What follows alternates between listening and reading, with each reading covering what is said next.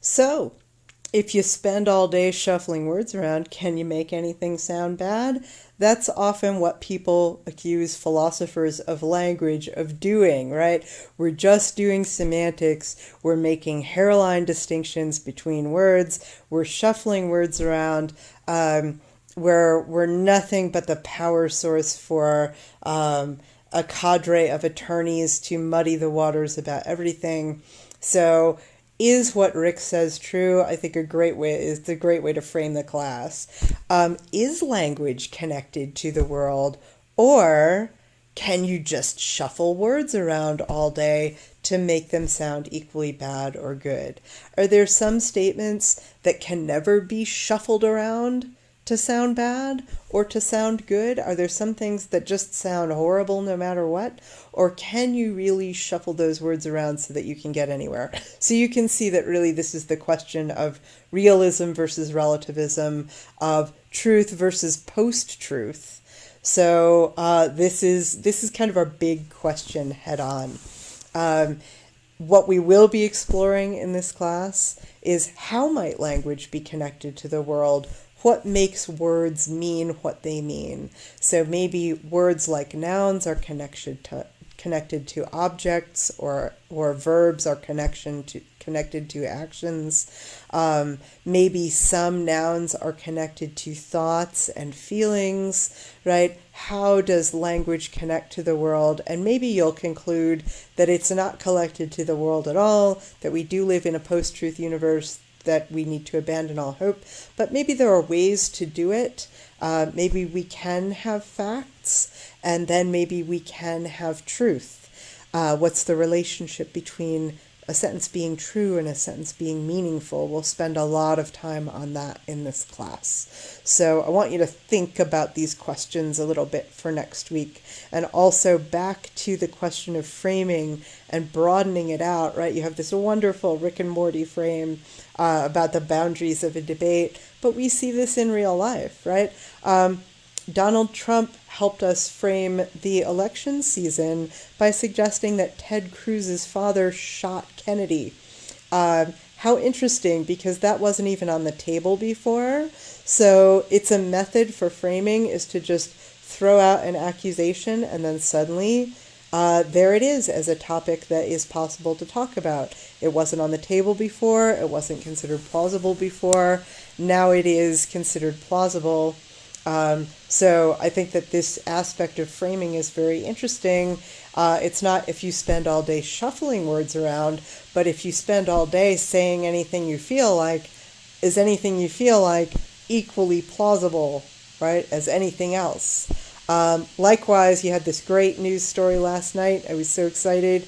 Does Donald Trump really hire prostitutes to pee on the bed that Obama slept in? If you missed that one, that is all over Twitter and the internet. We have no idea if this is true, but it does change the boundaries of the debate, right? It's like suddenly we're talking about Ted Cruz's father being a murderer. We're talking about Donald Trump's kinky sex practices. And it's like, wow, that wasn't on the table, a week ago or a year ago. And so framing changes the way that we think about and understand reality. And framing is done in language. How do we identify and control how facts are framed? I don't have the answer, but I hope I'll give you some questions. Oh, I'm sorry about the typo in there. I don't know what's wrong with me. I don't know why I typed that. Okay, on to next slide. Another quick point about framing, right? You've probably seen this puzzle, but maybe you haven't. A father and his son are in a car accident. The father dies at the scene and the son is rushed to the hospital. At the hospital, the surgeon looks at the boy and says, "I can't operate on this boy. He is my son." How can this be? Think about it for a second.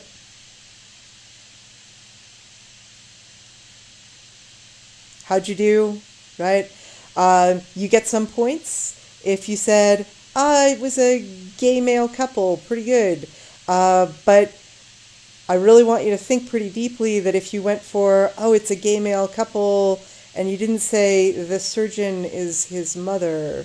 Wow. This is why people advocate for the primitive version of political correctness, which is saying he or she, or she, he, or he, she, or Z-H-E-E, right, the genderless pronoun, so, or the gender-inclusive pronoun, right?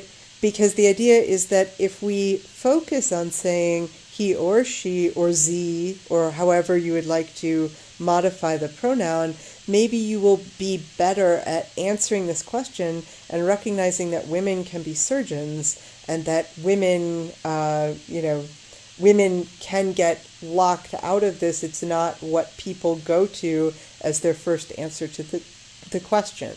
So I bring this example on day one, because I think it's important to get you going on how language might shape thought. And maybe we do need to develop language that is gender inclusive in one way or another, Z or he, she, in order to be able to think better about reality and about the possibility of women being surgeons. So it's a cool example that's fun for us to launch. So now let me hit the nitty gritty. You've got a main text, which is in the bookstore, Martinich, Philosophy of Language. I will post other readings on D2L. They are not up yet, but we will talk about Lyra Boroditsky and Noam Chomsky and Ruth Millikan, and we will probably do readings on animal communication, probably some readings on extraterrestrials and signal processing, and we'll definitely talk about language in the brain. I have a postdoc in neurology, and so I love to talk about the relationship between language and the brain.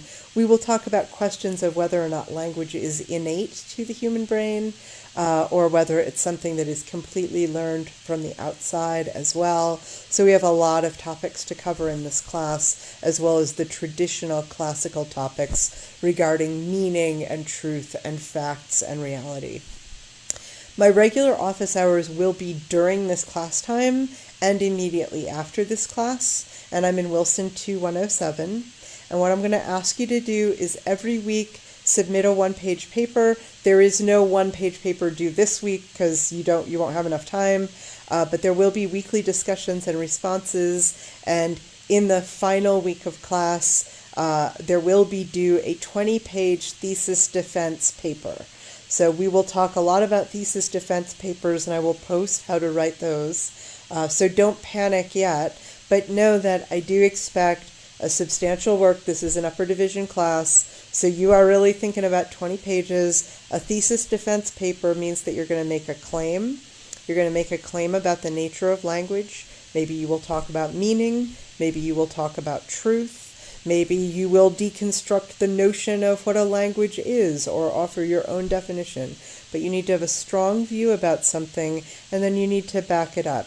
I'll give you lots and lots of readings that will help you back it up, but I also expect you to develop your own argument and lay out your own ideas regarding your thesis, consider an objection, and then reply to it. As I said, I'll post the structure of the papers, but just to give you a warning that you will have a big paper due at the end. I'm happy to look at drafts, so don't panic. I would say don't think about it too much in the first couple of weeks. Just settle into the topics and start thinking about what interests you. And then as we get into February and March, that's when you should really start to settle in, say, I like this topic, I'm interested in animal communication, or I'm interested in meaning and truth, or I'm interested in problems of reference, and then start going from there. But don't sweat it for the first 2 weeks. Don't put it off until the last week. That would be very bad. What do you need to read for next week? Basically the first 4 chapters in the Martinich and Sosa book. If you have time, I really think that this article is very, very important, Quine's ontological relativity, and you can click it here. So I've got 5 articles that I want to talk about next week, and one warning for you, they're hard, man. They're hard. Like I said, people criticize philosophy of language because it is technical, and there's a lot of terminology that you might not be familiar with. So while I am asking you to read this, please don't panic. This is what the lectures are for. This is what my extended office hours are for. This is why we have online discussions. You don't have a one-page paper due this week, but you do have a discussion. You've met me, I now want to meet you. So here are your discussion questions. Please, number one, introduce yourself, a few fun facts, and please tell me why you took this class, and please be honest. And I need you to be honest because I want to make the class exciting and fun for everyone. So if you took the class because it's in this time frame, that's just as valuable for me as you're super excited about philosophy of language or you're a philosophy major or a minor, right? Tell me why you took the class, and it'll help me tailor the class to your interests. Here's your big hot question.